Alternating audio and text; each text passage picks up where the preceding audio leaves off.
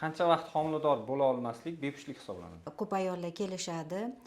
To'ydan keyin o'zi 1 yil ichida homilador bo'lmasa, bepushtlik hisoblanadi. Stress homilador bo'lishga ta'sir qiladimi? Albatta, stress homiladorlik bo'lishiga ta'sir qiladi, chunki bizada butun ayollar organi bosh miya bilan boshqariladi. Hayz sikl tartibsiz bo'lsa homilador bo'lish mumkinmi yoki qiyinlashadimi?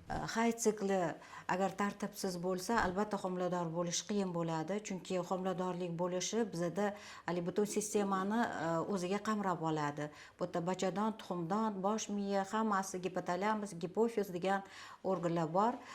Demak, bu yerda tuxumdonda ovulyatsiya bo'lmasa, homilador bo'lmaslik ehtimoli ko'proq bo'ladi. O'shaning uchun hayz sikli ham tartibsiz ketishiga sabab bo'ladi. Qaysi yoshdan keyin homilador bo'lish qiyinlashadi? O'zi aytib ketishim kerak, organizm 37 yoshgacha o'sib boradi. 37 yoshdan keyin u asta-sekin уже pasayib borishni boshlaydi yoki qarishni boshlaydi deb aytsam ham bo'ladi.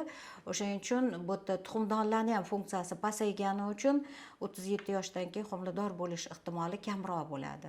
Butunlay bo'lmaydi emas, но protsenti kamroq bo'ladi.